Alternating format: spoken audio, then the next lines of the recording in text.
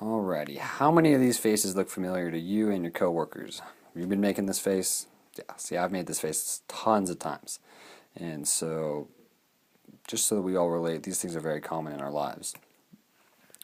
So, in my project, I have a project question. My project question was, how can an organizational application improve a student's time management skills?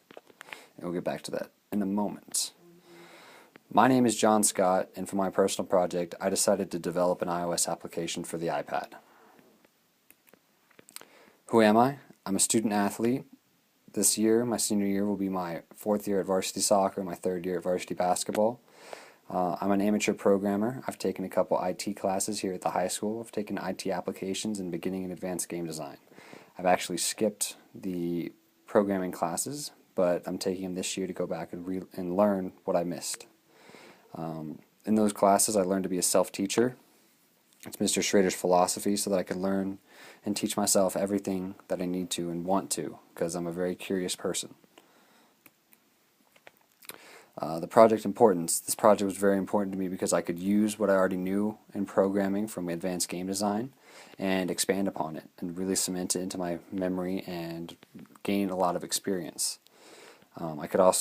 This project was going to allow me to create a useful product, because in my past I'd only created small games or simple programs that were like a calculator and didn't really have a lot of use. This also was a career exploration for me. I'm really interested in computer science, and I'm considering studying it in college. So, what is the Digigenda? The Digigenda is what I named my app. It's an organizational tool, and it's an agenda alternative supplement. I actually prefer to use it as a supplement with the school student planner because of the school's new policy on phones. So I use that as a supplement in order to avoid getting in trouble. For the project, I explored scientific exploration and innovation, and the exploration itself was the products, processes, and solutions. And this fit nicely into my project because my product was an iPad app, the process was app development, and the solution was solving or improving student organization. So step one, I needed to research and acquire the software that I needed to develop my project. I'd already used Unity 3D and MonoDevelop in my game design classes. Unity 3D is a game engine that kind of can take scripts that was created in MonoDevelop. Script is just lines of code that's combined and written by the programmer and used to create software. Xcode, it's what's used by Apple to put projects onto iPads, and it's kind of just like that middleman there. And GIMP here is basically the free version of Photoshop that I used to create an app logo for my project. The research here was really pretty simple. I just went to Unity's website and got started with their kind of tutorial and walkthrough. I had to actually set up an Apple developer account in order to get Xcode, which is a $100 yearly membership fee. You have to be 18 to do that, so the first time I did it, I had some issues and ended up having to register under my mom's name. So all my products from here on out will be under my mom's name, Kathy Scott. Step two, I needed to research the iOS development process. Before the project actually began, I had a pretty good idea of how the whole process kind of worked, but I wasn't quite sure. So I was very pleasantly surprised when the process steps aligned with my project steps. So there were 5 steps in the iOS development process. In step 1, I needed to set up the development environment. And you see here, there's a picture of me in my development environment, and this was the ideal place for me to actually get work done. And the development environment is just your workspace, your software, and your hardware. For step 2, you got to create a product outline. And step 3, you have to follow that outline and do a lot of programming, and that's actually the developing part. Step 4, you test your product and you work out all the bugs and receive feedback from other people, internally and externally. Externally is just other people and getting their opinion and getting their suggestions.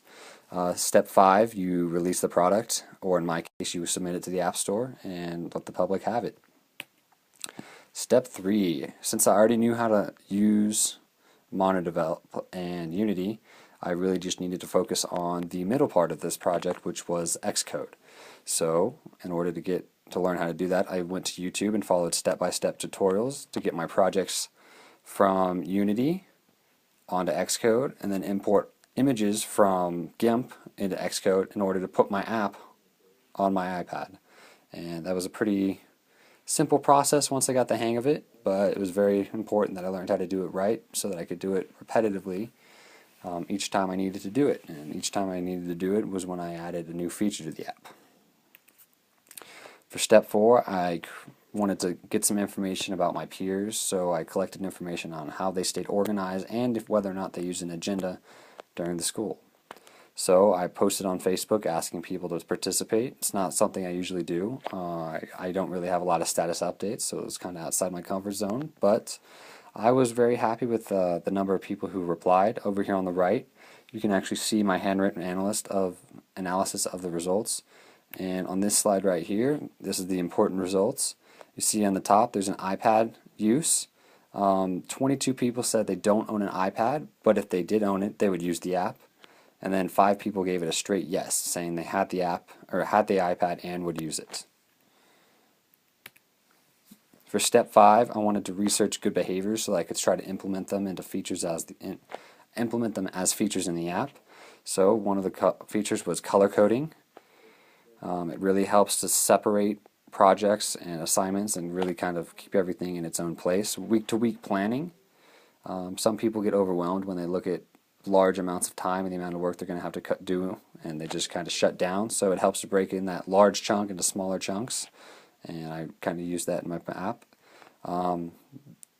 There was an importance on establishing a personal routine so that there weren't really any surprises in your life. And I mean, if they were, you could still adjust to them, but everything was kind of planned out and you kind of knew what to expect. Student planners, agendas were very important so that you could write down exactly what the assignment was when you got assigned it so that you don't forget, and then you could still check back onto it and not relying solely on your memory. And then really the most important process of being organized is that understanding that it's a process and it requires continuous improvement and it's never perfect.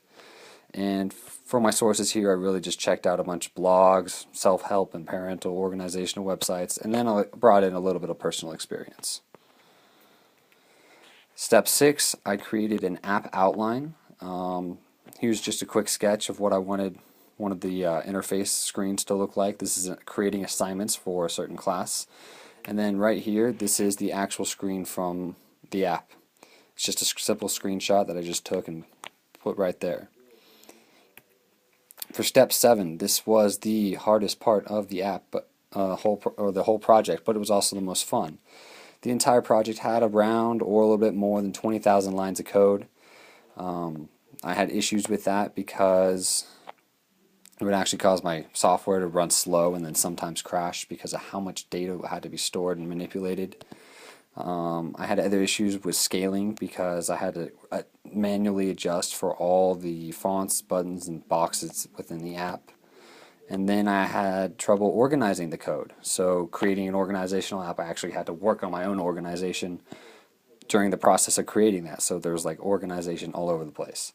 But I did this by labeling data types, by creating a system, knowing that I understood, and then I created multiple smaller scripts once my script started to get too large, and a script's just a combination of code. For step 8, I received feedback and made improvements based off that feedback. I would demonstrate the app to people in person and then follow up on Facebook by sending this online survey. I got a lot of positive feedback here, but I didn't get as much feedback as I wanted online, but I got a lot in person, so that was just as valuable to me. One of the big improvements that they wanted me to make was a lot of people didn't have iPads, so they needed an iPhone or iPod version, and I actually have that, but I wasn't able to submit it to the App Store because it wasn't quite fleshed out by the end of the project. So at one point, for step 9, I submitted my apps to the App Store, and then 7 days later, I received this confirmation email that the app has been approved and is now ready for sale on the App Store. And that's just the iPad version, but still very successful. Now we need to go back and answer that project question. So, how can an organizational application improve a student's time management skills? First off, it can establish a routine. Second, it can reduce the stress of dealing with multiple classes and all the other activities that go on in your life. And three, it allows you to have all those activities because you have time, because you were effective and used all of your time wisely, and so you can have more fun activities. And then my personal answer is I have a personal satisfaction of knowing that I did everything I needed to do in a day and not stressing about it as I try to fall asleep. And I get to sleep easy knowing that I did what I needed to do. And reflection on the project, I learned a couple things about myself. I learned some strengths that I often have the determination to problem solve any roadblocks that I have. I get frustrated quickly due to my inexperience and impatience, but I have this will to keep pushing on and make it happen. And then for my future plans, I hope to study computer science in college and then jumpstart a career from there. I don't have a dream company, but I'm sure as I continue to work on it, I will find one.